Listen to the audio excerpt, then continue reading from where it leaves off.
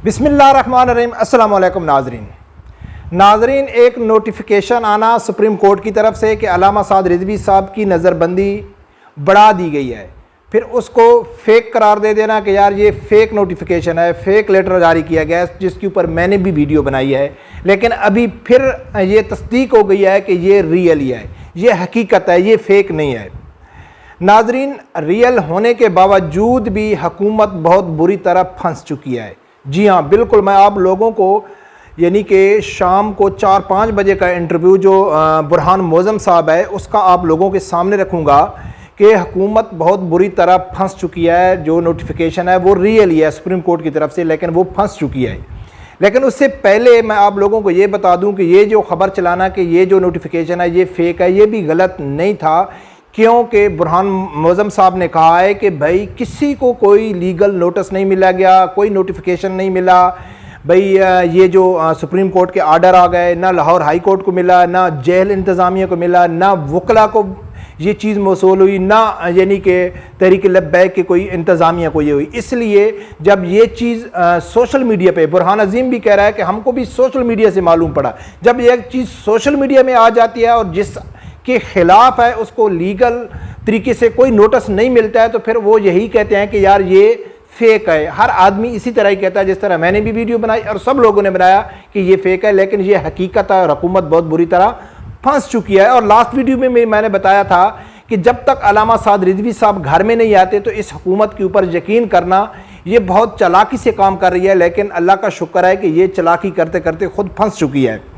नाजरीन, अब मैं आप लोगों के सामने बुरहान मोअज़्ज़म साहब की वीडियोज़ रखता हूँ जो उसने जमील फ़ारूकी साहब को इंटरव्यू दिया, तो शायद आप लोग वो सुने। लेकिन मैं उसमें वैसे तो उसने नहीं बताया, लेकिन उसमें जो उसने मेन पॉइंट है उनके ऊपर मैं रोशनी लाजमी डालूंगा। ये सुनना और यकीन कर ये तहरीक लब्बैक के लिए खुशी की खबर होगी। मैं आप लोगों को तफसील से बताऊंगा कि आगे मंडे को होने क्या जा रहा है और अल्लामा साद रिजवी साहब कब रिहा हो जाएंगे। सबसे पहले आप वो बुरहान मोअज़्ज़म साहब का वो वीडियो क्लिप्स है। सर देखिए, मैंने भी आपकी तरह नेट पर ही देखा है वो नोटिफिकेशन। ऑफिशियली तो वो नोटिफिकेशन ना रिसीव हुआ और ना ही कभी किसी ने दिया है अभी तक, जिसको फेडरल गवर्नमेंट ने डिटेन किया।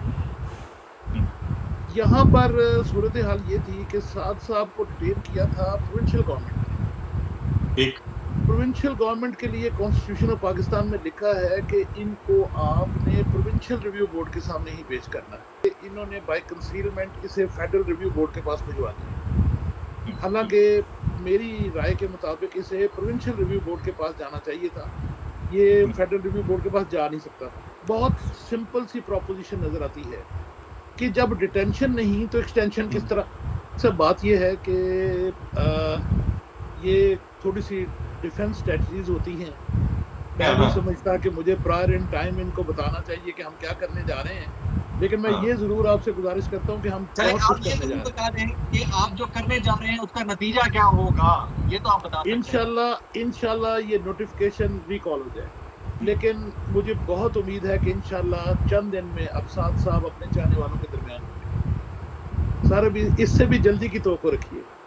नाजरीन, आप लोगों ने बुरहान मोअज़्ज़म साहब का इंटरव्यू सुना। इसमें 3 पॉइंट बहुत ज़्यादा अहम हैं जिसके ऊपर गौर करने वाले हैं। सबसे पहले तो उसने तहरीक लब्बैक के कारकुनों को खुशखबरी सुना दी कि आप लोगों को फिक्र होने की ज़रूरत नहीं है, 4-5 दिन या उससे पहले इंशाल्लाह अल्लामा साद रिजवी साहब रिहा होकर आ जाएंगे। ये बुरहान मोअज़्ज़म साहब ने तहरीक लब्बैक को खुश करने के लिए नहीं कहा है, उनका हौसला बढ़ाने के लिए नहीं कहा है। उसने फैक्ट बताए हैं, जो उस लेटर है उसमें जो खामियां हैं उसको बताया। हालांकि जमील फ़ारूकी साहब ने उससे कहा है कि आप मंडे को क्या करने जा रहे हैं, तो उसने कहा है कि मैं आपको ऐसे तो मीडिया में ऐसे नहीं बता सकता हूं कि हम क्या चाल चलने वाले हैं, लेकिन फिर भी मैं आपको इशारा दे देता हूं। यानी कि ये 2 इशारे भी वाज़े क्लियर आ रहे हैं कि हुकूमत को नाकामी का सामना करना पड़ेगा इंशाल्लाह। हालांकि जो मीडिया में दिखा रहा है तो वो यानी कि थोड़े बता रहा है, जो असल उसकी चाल है वो खुफिया रख रहा है, क्योंकि सब लोगों को मालूम है जो वकला चलते हैं आगे जो दुश्मन है वो भी यानी काफ़ी चालाक है। तो उसने 2 पॉइंट बहुत ज़्यादा अहम उठाए कि ये इस लेटर की कोई अहमियत नहीं है। सबसे पहले तो नाजरीन ये बात है कि जब लाहौर हाई कोर्ट की तरफ से उसकी नज़रबंदी को ही गैर कानूनी करार दे दिया गया तो फिर उसकी एक्सटेंशन का सवाल ही पैदा नहीं होता है। जब आप किसी जगह में, यानी कि आप लोगों को मैं एक सादा मिसाल दे दूं कि एक चीज़ का वजूद ही नहीं है, फिर उसको बढ़ाने की ज़रूरत क्या है? बढ़ती वो चीज़ है जिसका कोई वजूद होता है। तो एक तो ये पॉइंट हो गया, अदालत आमने सामने हो गई। दूसरी बात यह है कि जो हुकूमत के वकला थे, जब उन्होंने सुप्रीम कोर्ट से रब्ता किया, रिव्यू बोर्ड से रब्ता किया, और वही झूठ बोला गया जो 2 दिन पहले मैंने कहा था, और खुशखबरी थी तहरीक लब्बैक के कारकुनों के लिए, उस जमात के लिए खुशखबरी थी कि आज 6 महीने होने के बावजूद भी गवर्नमेंट वही सी जगह पे खड़ी है जो पहले दिन अल्लामा साद रिजवी साहब का मौक़िफ़ था, और गवर्नमेंट जो प्रेशर में थी, बहुत ज़्यादा घबराई हुई थी, आज भी वो इस पोजीशन में खड़ी है कि अगर हम अल्लामा साद रिजवी साहब को रिहा करते हैं तो हालात ज़्यादा ख़राब हो जाएंगे। यानी कि हुकूमत के हाथ में कुछ नहीं आया। 6 महीने जेल में रखने के बावजूद, नज़रबंद रखने के बावजूद, गैर कानूनी तौर पर अभी तक हुकूमत के हाथ में कुछ नहीं आया। जब हुकूमत के हाथ में कुछ नहीं आया तो इसका मकसद है कि जो तहरीक लब्बैक का कायद है वो साबित कदम है। तो जो हुकूमती वकला थे उन्होंने सुप्रीम कोर्ट में जाके ये पिटीशन दायर की कि भाई इसकी जो रिव्यू बोर्ड को कहा है कि भाई इसकी एक्सटेंशन की जाए, इसकी नज़रबंदी को बढ़ाया जाए, क्योंकि अगर इसको रिहा करते हैं तो मुल्क के हालात फिर ख़राब हो सकते हैं। तो जो लीगल तरीका है रिव्यू बोर्ड का, जो उसको देखता है, तो एक सुप्रीम कोर्ट का जज होता है और बाकी जो मुतलका अदालत यानी कि लाहौर हाई कोर्ट के 2 जज साहिबान होते हैं, ये 3 बेंच होता है जो उस रिव्यू को उसको देखता है। लेकिन सुप्रीम कोर्ट का तब जज होता है कि अगर वो केस फेडरल गवर्नमेंट का हो, वफाक का वो केस हो, तो फिर वो यानी कि देखता है। लेकिन अगर पंजाब हुकूमत की तरफ से वो केस दायर किया गया हो, हालांकि अल्लामा साद रिजवी साहब को पंजाब गवर्नमेंट की तरफ से उसकी नज़रबंद की गई है, तो लीगल तरीके से जो वो रिव्यू बोर्ड है वो भी गैर कानूनी है। ये इशारा दे दिया बुरहान मोअज़्ज़म साहब ने, 2 इशारे दिए। एक कि जब उसकी नज़रबंदी ही गैर कानूनी है तो फिर उसकी एक्सटेंशन का सवाल ही पैदा नहीं होता है।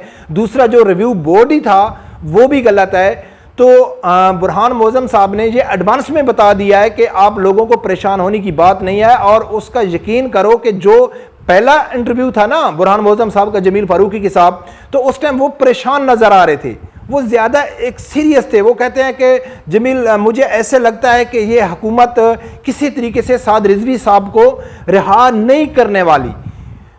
जो कल का उसका इंटरव्यू था जमील फारूकी के साथ, तो वो उसके चेहरे में एक खुशी नज़र आ रही थी और वो काफ़ी मुतमईन नज़र आ रहा था, यानी कि उसको सब कुछ यानी कि क्लियर नज़र आ रहा था कि आगे क्या कुछ होने वाला है। वही बुरहान मोअज़्ज़म साहब जो कहता है कि ये हुकूमत किसी तरीके से उसको छोड़ने वाली नहीं है, और वही कल जमील फारूकी को क्या कह रहा है कि भाई आप फिक्र ना करें, 4-5 दिन उससे भी पहले अल्लामा साद रिजवी साहब इंशाल्लाह रिहा हो जाएंगे।